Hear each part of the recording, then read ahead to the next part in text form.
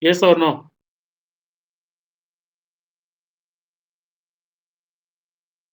Okay. Uh,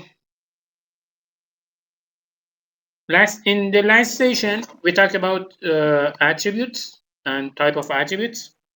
Today, we will continue our course.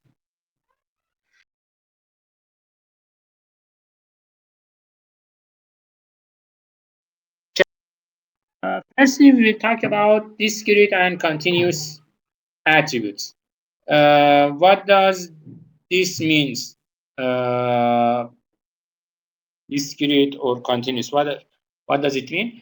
Uh, when we are talking about discrete attributes, uh, it means that a discrete attribute um, is a finite set of values, or if it's infinite, we should, we could count those values. So a discrete attribute has a finite or countably infinite set of values. Uh, but when we are talking about continuous values, uh, all values are real values, or they are uh, floating point values. Most of times, discrete attributes are presented in the form of integer values, and continuous attributes are presented in the form of uh, decimal point values or floating point values. Uh, the big differences between two category is that uh, integer values are clearly categorized, and you cannot show them in a different manner. For example, 1, 2, 3, they has a specific type. But when we are talking about real values or floating point values, for example, talking about temperature, height, weight, something like that, we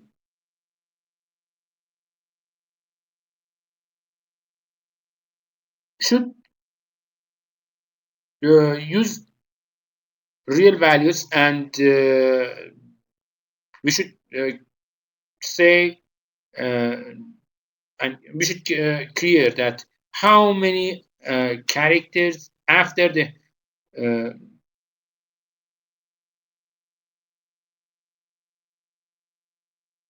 after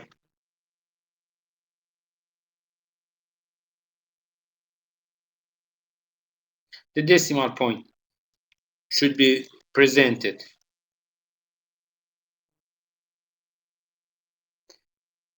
For example, when I'm talking about the weather, someone can comes and say the temperature is 31.2 degree of Celsius, and someone can come and say the temperature is 31.203 degree of Celsius.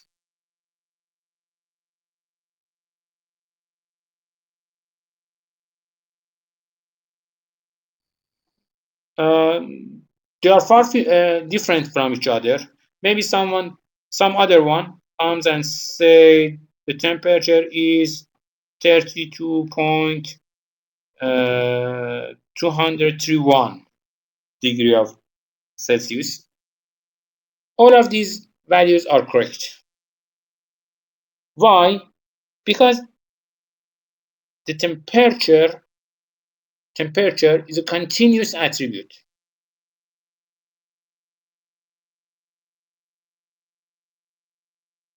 So logically,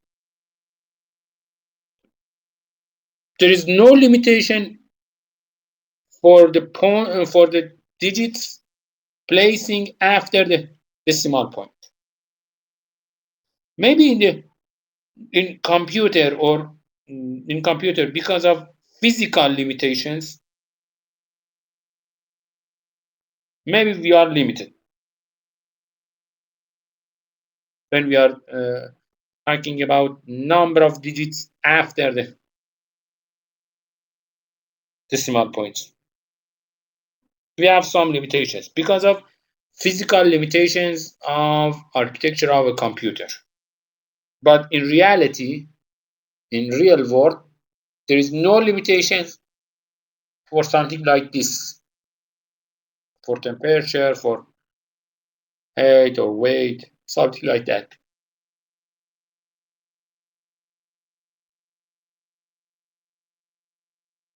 Most of times, continuous attributes are non-countable. They cannot be counted similar as discrete attributes. And most of times they are infinite. They are not finite in a specific range. Hence, next time in the future, we have to change this type continuous attributes into discrete attributes. We have to. But right now, we say that continuous attributes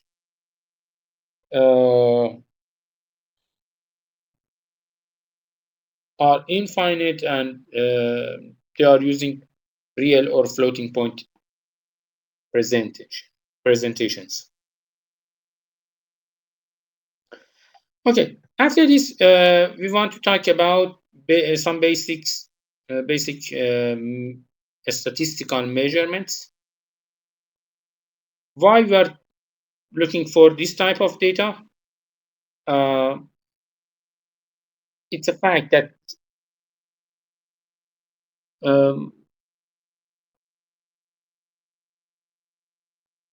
a statistical description of data can help us to make clear vision, make a better vision about data. For example, when we are talking about mean or median or mode of data, they can give me some other, they can show me some other properties of those data.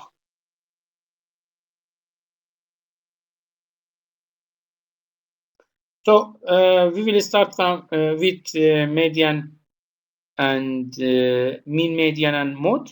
And next we will talk about quantiles and variance, so and some other measurements too. Okay, all of these measurement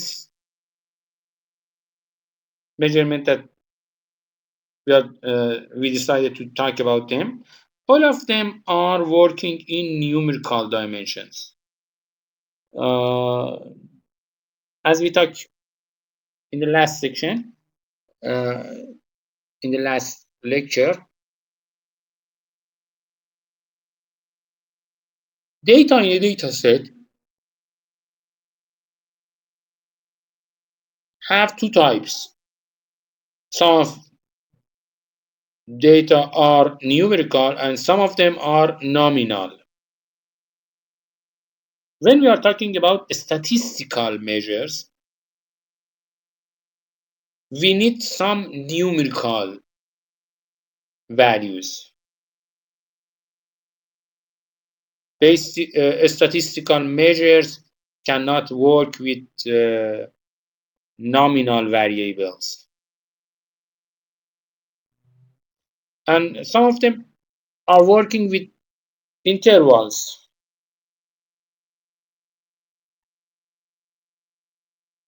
So uh, if we have nominal attributes, firstly we should change them into numerical ones. If we are decided to find some statistical measures, we have to change those attributes into numerical dimensions. Maybe we have to uh, create some cubes, some data cubes before uh, doing something else. Okay. Three main measurements in uh, statistics who are working and talking about the central tendency of data are mean, median, and mode. You know what is median and what is mean? Because as a student,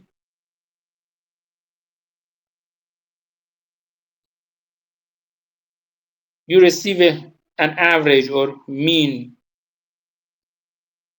from the marks of your course in the BSc period in the university. When you uh, were in the BSc period of the university.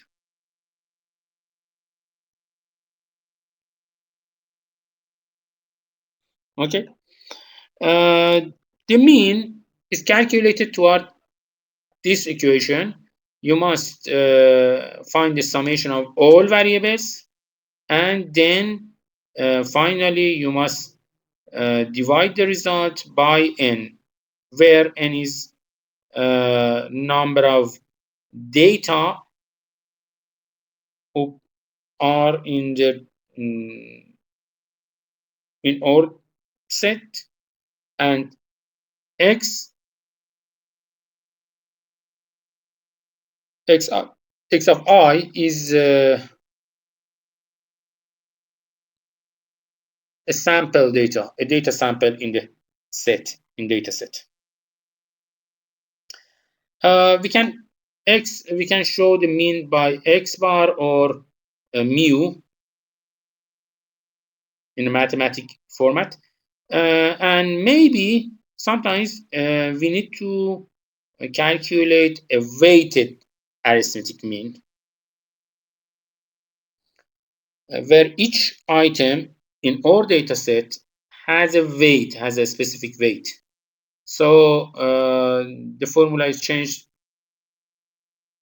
in something like this, into something like this, where you can see Wi as the weight of element I.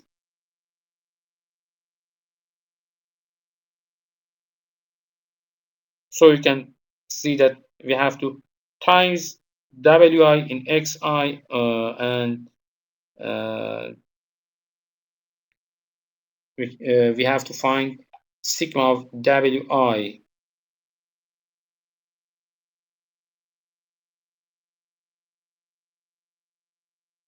Then we can calculate the average or calculate the mean.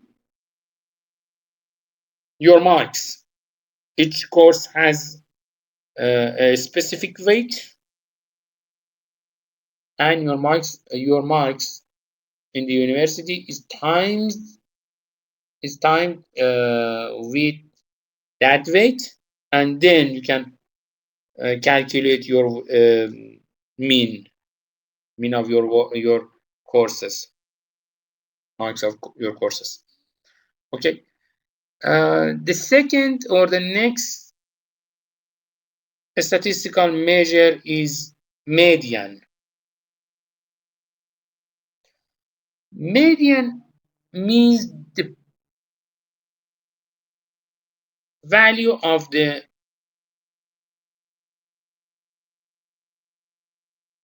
a value who is standing.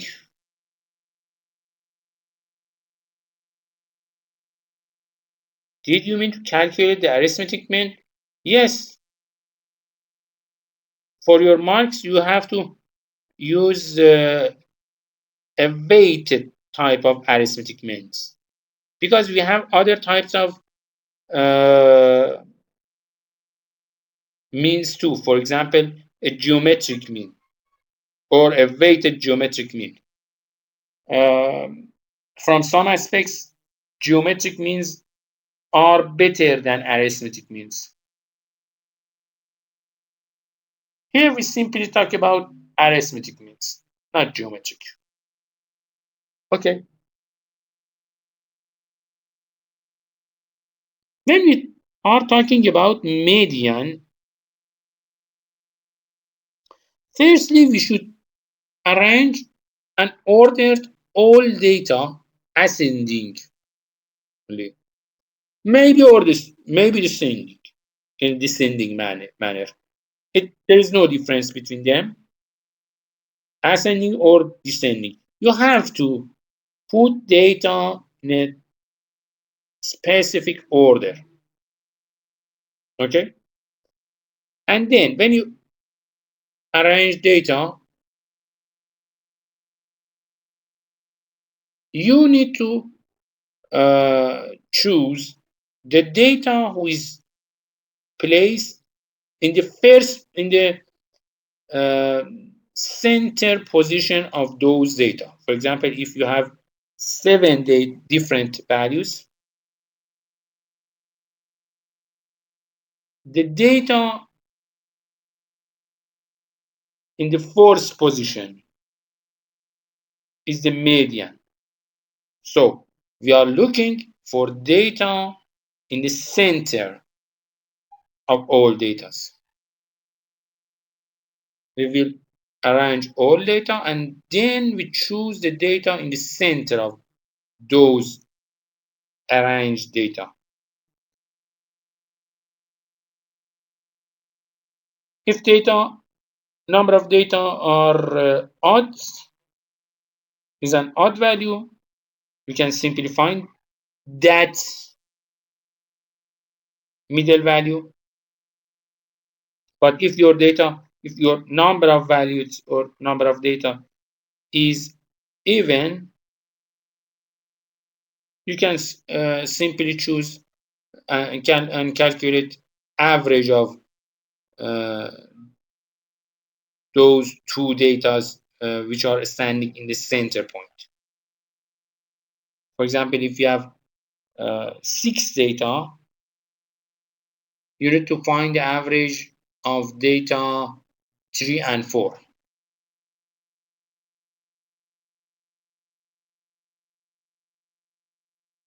Okay. When we have group data,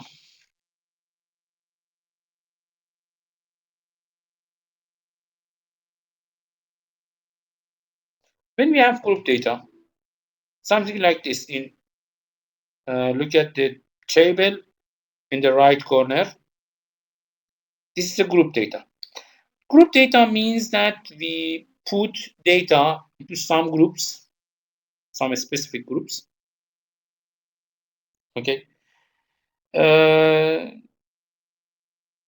And we say that the frequency of each group is blah blah, is something, and it's a value. Right? Look at the example here. For example, we have 6 groups of ages. Each of these groups has a frequency. For example, the first group is standing for the ages between 1 and 5, and its frequency is 200. The second group is standing for ages between 6 to 15, 450. The third group is standing for ages between 16 to 20.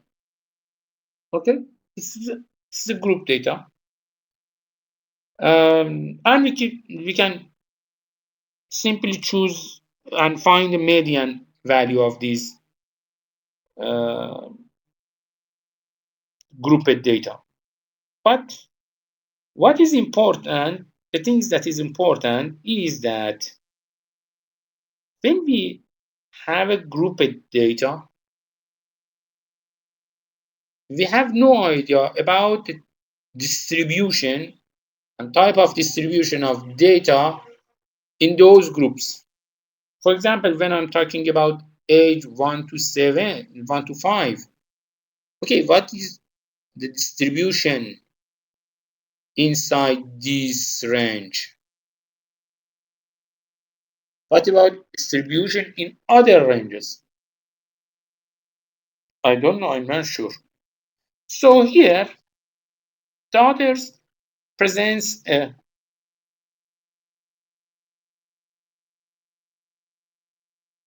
interesting equation to find the median point of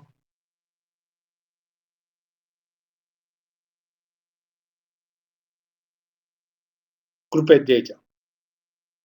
Here, L1 is the lower bound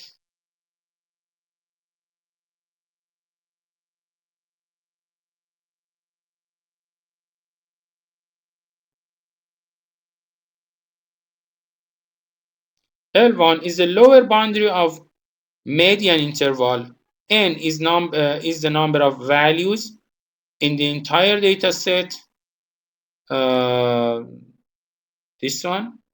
And sigma of frequency L is the sum of frequencies of all intervals that are lower than the interval, the median interval, and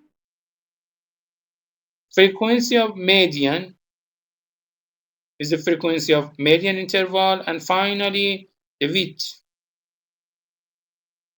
is the width of median interval. Okay,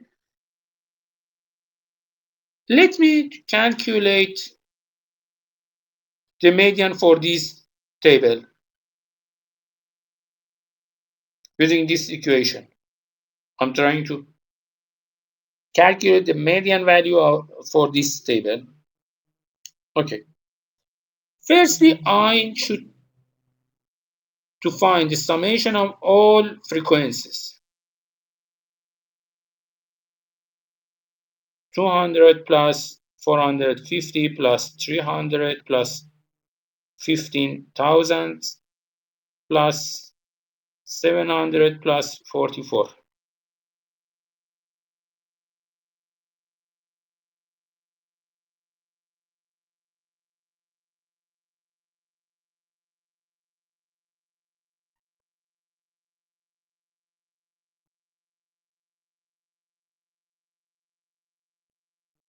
Okay, it's equal to 3194. Okay, so we have 3194 samples here in all of these groups. If I if I count number of samples here in the first three groups, we have 950 samples based on their frequency. We have 950 samples.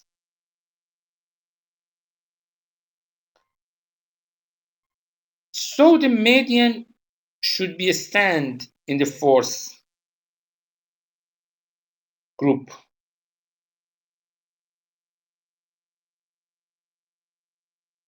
The median is standing in the fourth group. Its place is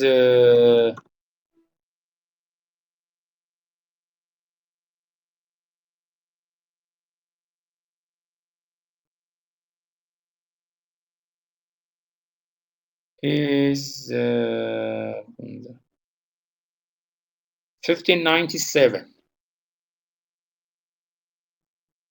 If I arrange all data in an ascending manner, the data placed in the position 1597 is the median data. Okay. How can I use the equation here? As I said, the fourth group of data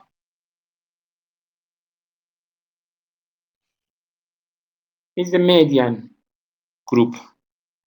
So the L1 is 21st here, the lower bound of this group.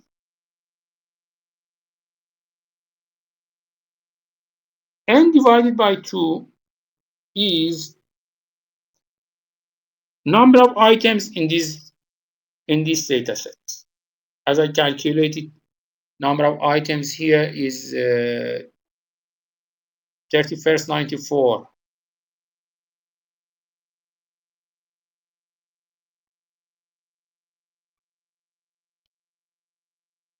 Frequency of L, sigma of frequency of L means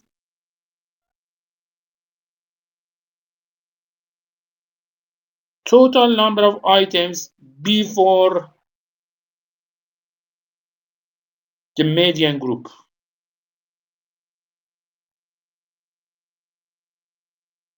Here, frequency of L is 950.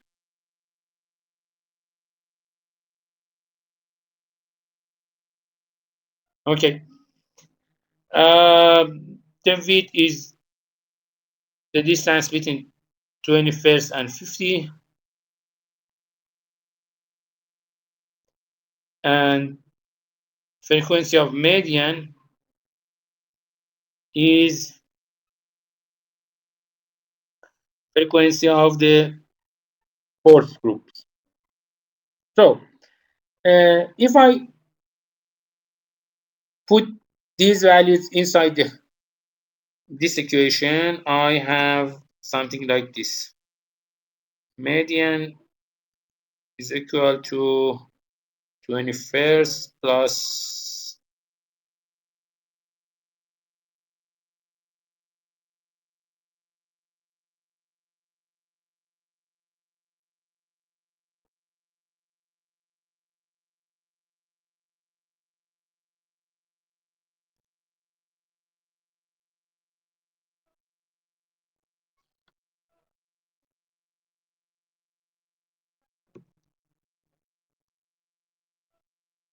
the median is this. Just I should calculate the values inside. Oh, excuse me.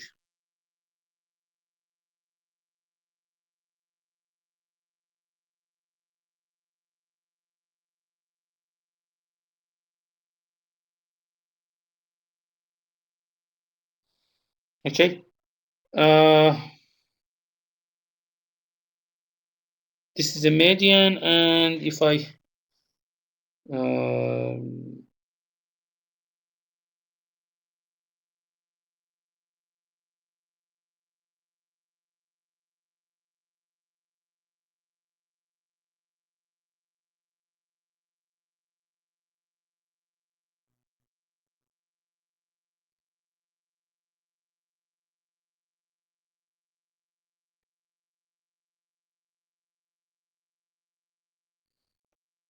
the final result is 33.94.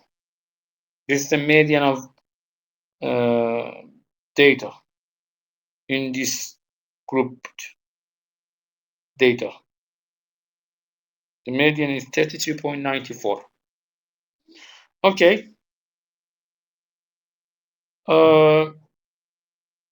This is the median, which I calculated. The next measurement is mode. Mode is equal to the most frequently most frequently data in all data sets.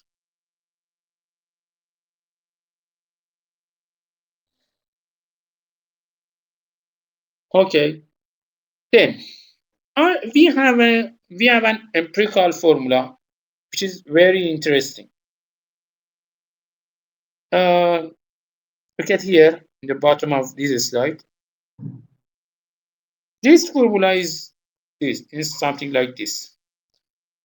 The distance between mean and mode is equal to 2 times of the distance between the mean and median.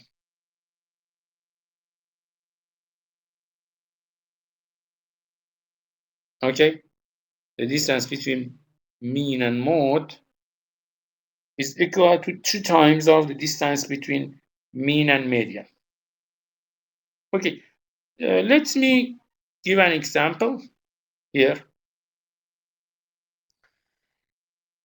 If mean, median, and mode are overlapped,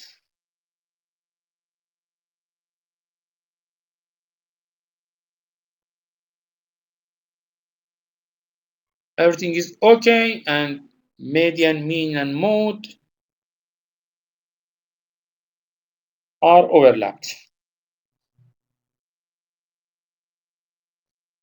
But look at the graphics in the bottom. We can see an skewing in data, skewing toward the right or skewing toward the left.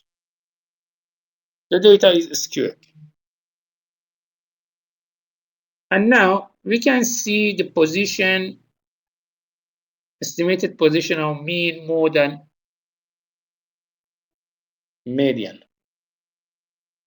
If the data is skewed toward the right, we have positively skewed, and if it's skewed toward the left, it has negatively skewed. And now look at the distance between mean and median and mode. Mean is near to median, and mode is far from mean. The empirical formula here shows that the distance between mean and mode increase the distance between mean and median with factor of 300.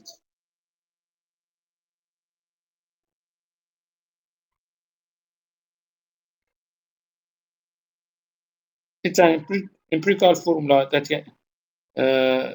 which we can see the result, its result here in these graphs. Okay. Another statistical measure which we use is quartiles.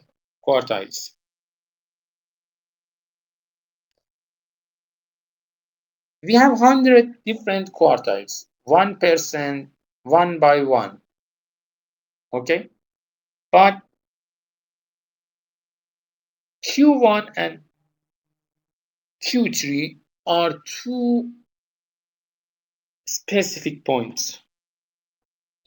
Q1 is standing for the 25th percentile.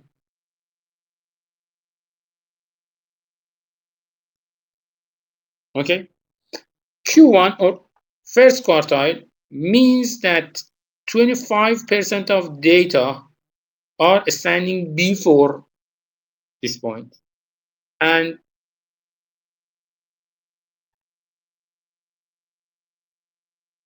the rest 75%,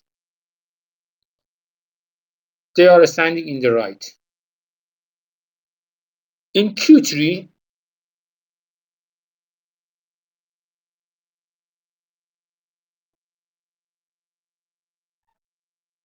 75% of data are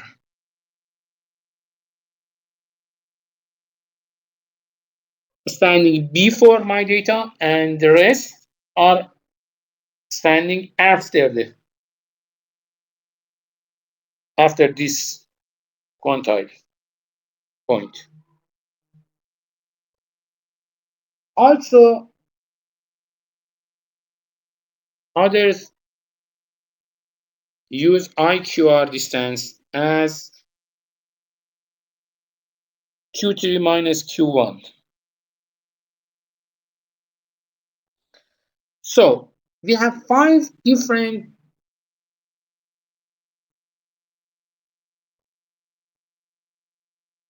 we can use 5 specific numbers, each of them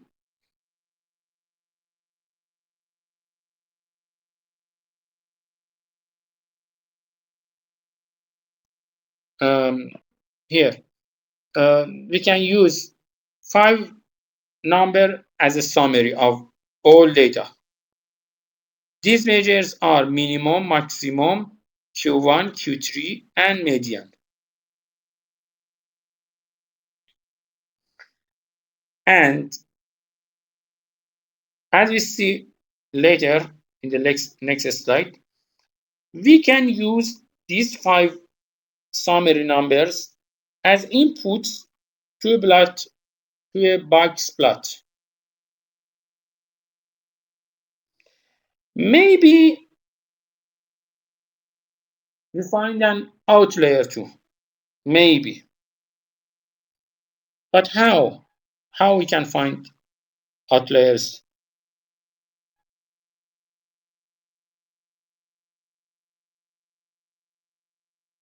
We say that if we times 1.5 into IQR,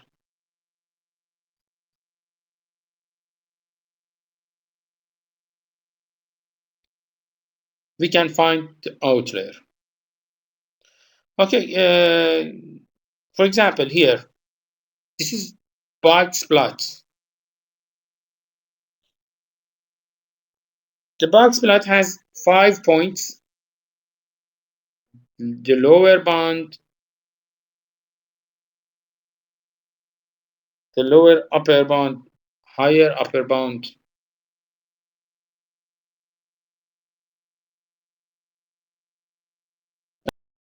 And also you can find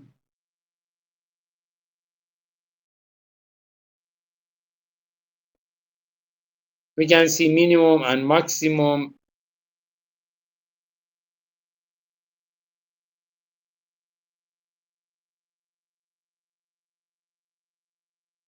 You can see them here. For example, here in this figure you can see that 4.3 is the lower bound or minimum, and 7.9 is the maximum value.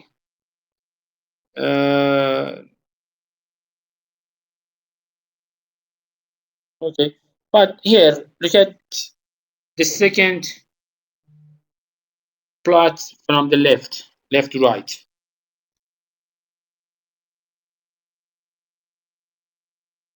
In this example here, in the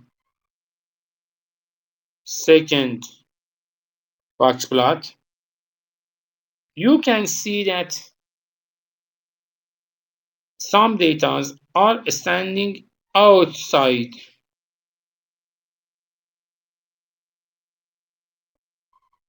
These data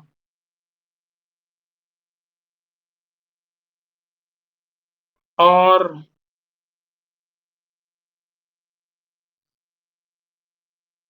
outlier. These data who are standing outside of data.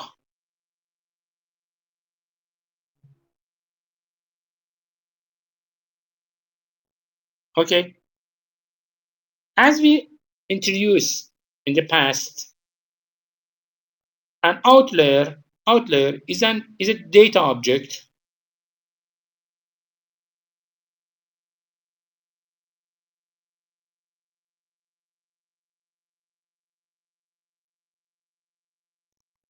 The outlier is a data which its behavior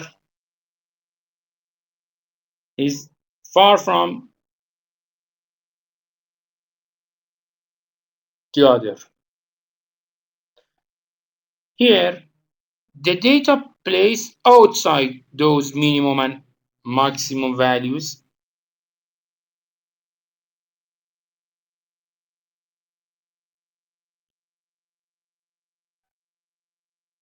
and you can find them easily using this box plot. Let me give an example.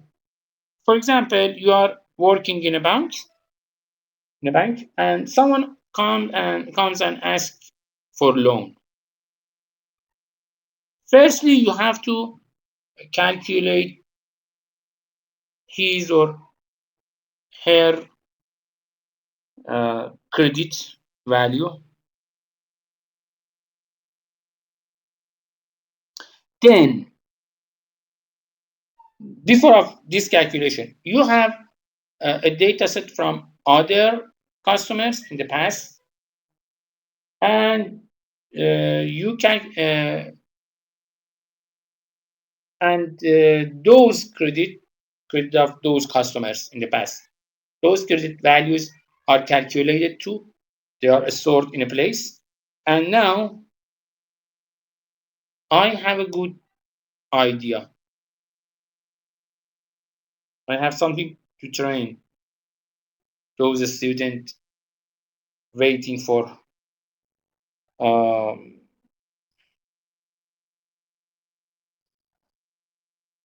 those customers waiting for credit. I have their credit values, and also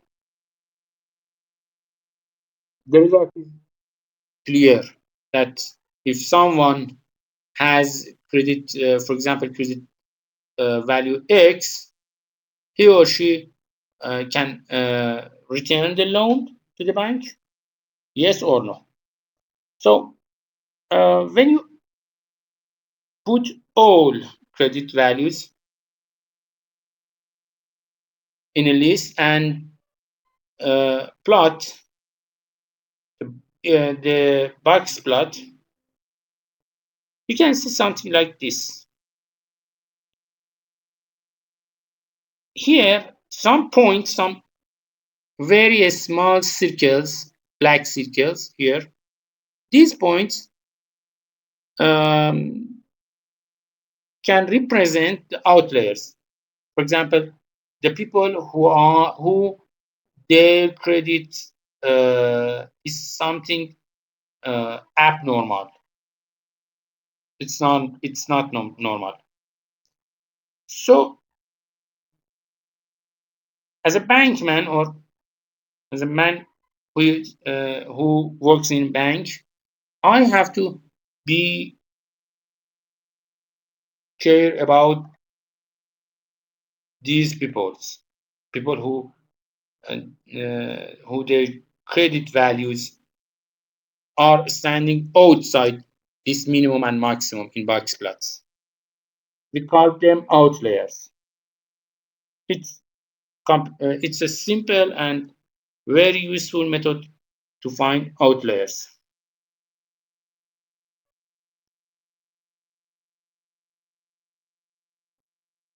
It comes from here. The outlier is a data that is standing outside of range 1.55 times in IQR. IQR was the distance between the Q1 and Q3 first quartile and third quartile. If data is placed in the distance of 1.5 times in IQR, it's normal. But if it plays outside of this interval, it's an outlier, and we should be care about outliers. Also, from a statistical point of view, we have two other measures too: variance and standard deviation. The formula of variance is here, and if we get the square root of these variance, we will receive the standard deviation. Standard deviation is a square root of variance. Okay, variance and standard deviation show that think about a space. Your data is scattered in this space, and you find a mean point in this space. And variance and standard deviation shows that the other points in this space or other items in this space are placed near or around the center point or mean point, yes or no? How much is central tendency? How much is the central tendency? With lower variance and lower standard deviation means those data are clearly near to the mean point. And if the variance or standard deviation is large, it means data are completely scattered in all places of the space. They have very long distance from the center point of those group, or the center point is mean point of those group. So variance and standard deviations show me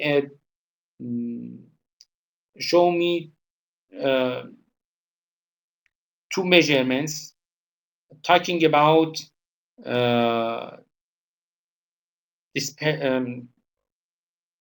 distribution and sparsity of data in a space, in the space.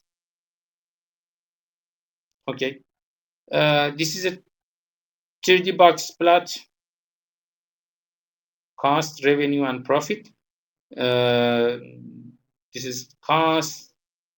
This one is dedicated to profit, and this one is dedicated to revenue. A manager, using this plot, a manager can decide about the payments or costs. It's a relation between cost and profit and revenue. Here, using a box plot, using the first quartile, third quartile, minimum and maximum, it can simply shows the result. One of the most interesting distribution patterns is normal distribution. In normal distribution, mu is 0, and sigma or mu or mean is 0, and sigma or standard deviation is 1 in normal distribution. So if we choose, and you can see the curve of the normal distribution here. It has a Gaussian form, and if we choose here from 0, you are standing in 0. If we choose a range between mu minus sigma to mu plus sigma, here, if we choose something like this, we can see this selected space consists of 60.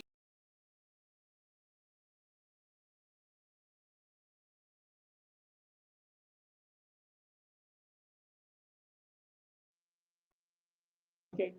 If we choose a range between mu minus 2 sigma to mu plus 2 sigma, 95% of all data is standing in this region. And if we choose mu minus 3 sigma to mu plus 3 sigma, 99.7% of all data are standing in this region. That is very interesting. When I'm looking uh, for a specific amount of data, if I know that the distribution of data is normal distribution, because we have other distributions too, if we know that the distribution of data is normal, simply I can choose for example, the range of mu minus 2 sigma to mu plus 2 sigma. And 95% of all data can be selected in this way, simply.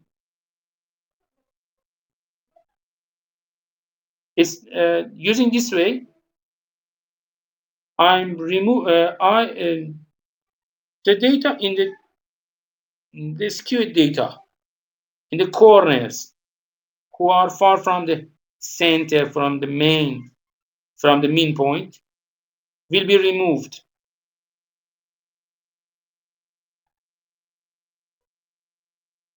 When we are talking about data, talking, for example, about mean, when we talk about mean, for example, let's suppose that I have a set with 1, 2, 3, and 20. I have a set. I have a data set here with 4 digits: 1, 2, 3, and 20.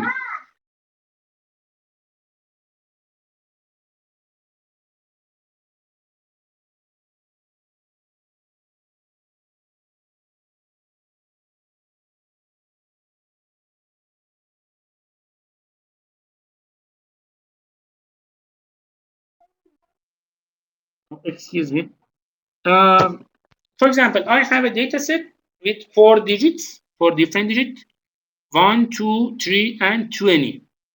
If I calculate the mean value of this data set, the mean is 6.5. You can see the value 20 here, the value 20 in my data set affected the mean value. The mean is shifted toward the 20.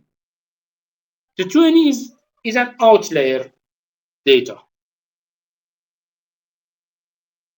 When I'm using normal distribution and choosing, for example, mu minus 2 to mu plus 2, I will remove the data who are standing at the edge, far from the mean value, mean point. So normal distribution is very good. In a simple manner, I can remove outliers, which is important in some structures, in some places.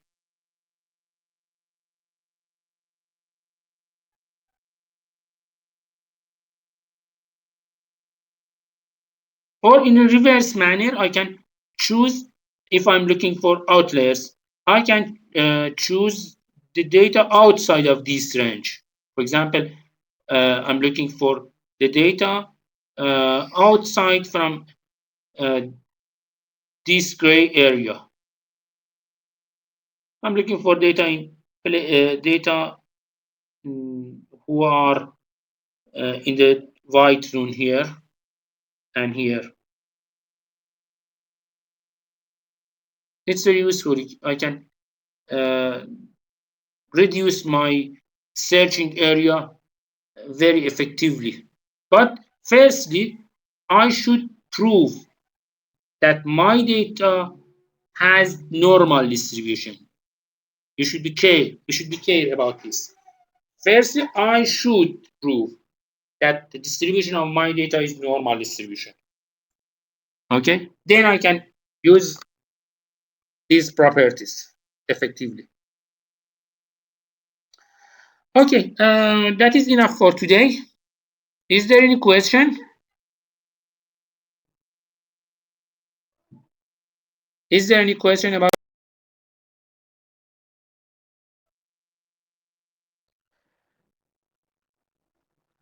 Okay, that's it. That is enough for today.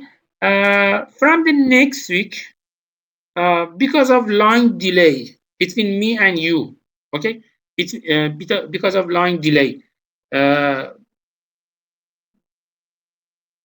this system has a line delay for sending my voice to you, or sending this this video to you. Uh, this system has a line delay over the internet. So from the next week, I will prepare some offline content. I will upload them into the LMS, into home page of your course in the LMS. Please download them, and then you are the second group, and every Tuesday from I will call you. I will ask you to come to the class, and we will talk about those offline contents. I think it's a better way. It has a better quality for presentation. Using this way, we can remove these delays for presentation. And in online classes, every Tuesday, in our online classes, you can ask me your questions. And nothing. Okay. I wish the best for you in the rest of the week, in the rest of days of this week. See you next week. Have a good days, and bye bye.